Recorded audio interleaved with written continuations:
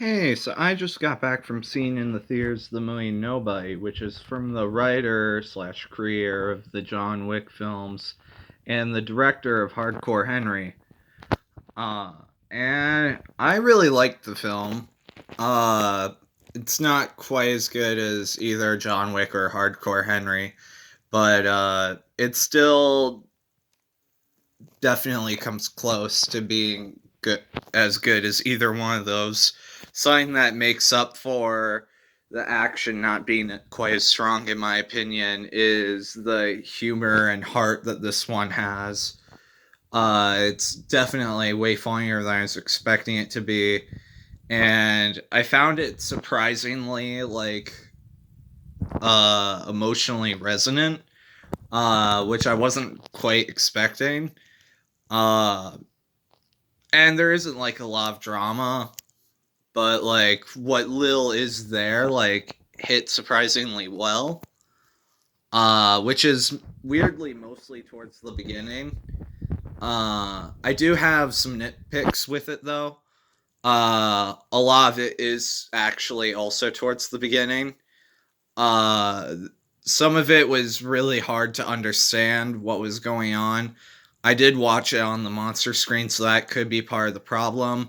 But with the action, I had a hard time focusing on what was happening and figuring out it felt like I had ADD when I was trying to watch the action. And I've been able to watch action movies on like two times speed and been able to follow everything just fine. And just watching this movie on normal speed, because I was in a movie theater, I wasn't quite able to follow what was going on in the action scenes in the first half of the movie or so. Because the placement on the screen where the action was happening kept shifting from shot to shot. Like every single take, it would go from like here to here to here to here to here to here to here to here to here, and I couldn't quite adjust my eyes quick enough to where I was supposed to be focusing on, to where the actual meat of the violence is happening and to where the actions are actually taking place. So it made it kind of hard to fully enjoy. And I heard everyone oohing and eyeing over it, but I wasn't able to quite get the satisfaction from it myself because I wasn't quite able to register 100% what was happening. That being said, it was still entirely enjoyable. Uh, the characters were very likable and pre fleshed out, more so than the usual John Wick flick or Hardcore Henry, which was a nice step up.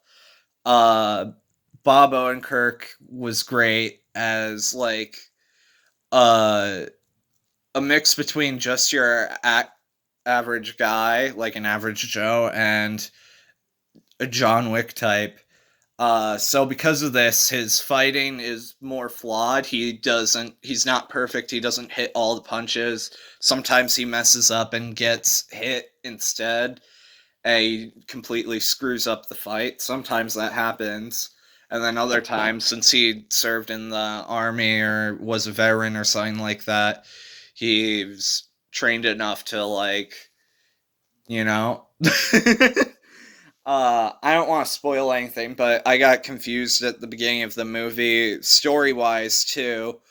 Uh, I misunderstood what was happening. I don't know if it was necessarily through the fault of the film or my own misconception of it, but during the opening, well, first off, the structure of the film, the opening scene with the opening credits, that spoils the end of the film because towards the end of the film, uh the movie makes it seem like the main character is gonna sacrifice himself, but we know that that doesn't happen because he's alive in the opening scene, which is after everything that we've seen up to that point. Ergo, he has to survive sacrificing himself.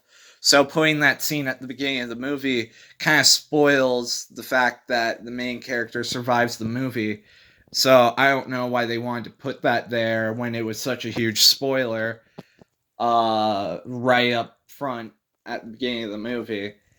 Uh but another thing that was confusing to me. Sorry that I'm starting so much. The first thing that confused me that I wanted to say was I thought that my first misconception was that I thought that the movie was trying to tell us that there was a growing discontentment with the wife character, which there kind of was, but not in the way I thought. When we're seeing the week after week after week all being the same, I focus a little too hard on the wife chastising the main character for missing the trash every week when he knows this because he just got out the trash right as the truck was missing him every week. So I thought he would have gotten more angry at this remark than he actually did.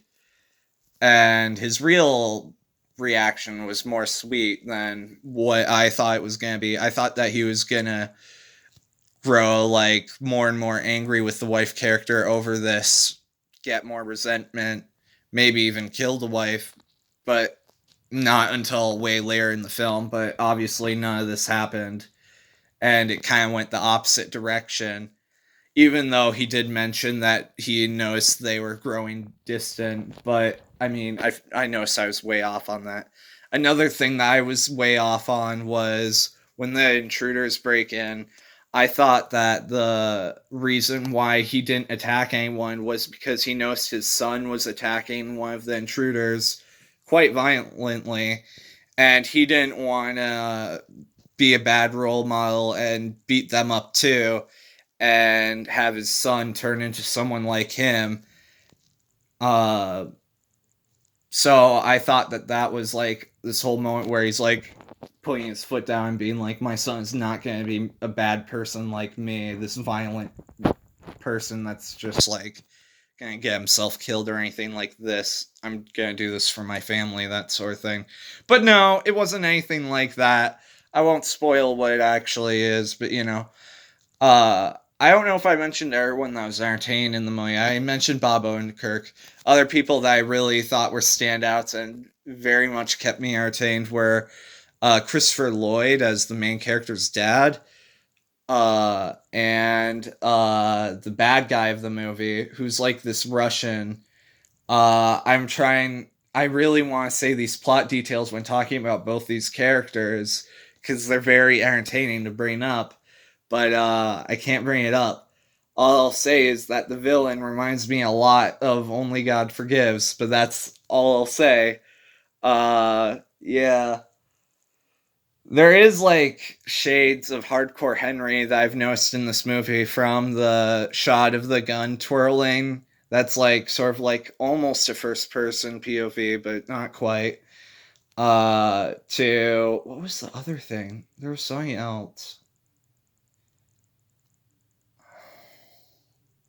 Darn it, I don't remember. Anyways, I think I'd give the movie like a 9 out of 10. That's not a rating that I'd set in stone. It honestly could be an 8.5. There's one that I'm gonna just put a question mark on out of 10. Just because I need to see it on a smaller screen and I need to see it with subtitles. I definitely need to see it again before I put an official rating in. Because there was so much mumbling, I couldn't 100% hear what was going on all of the time. And I want to see the action sequences, like actually see them without being confused what's going on. So, like, actually focus on them. I feel like I need a redo on this one.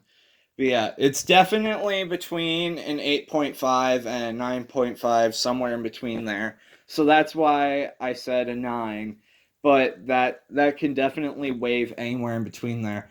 It's closer to an 8.5 than a 9.5, but I'm settling on a 9.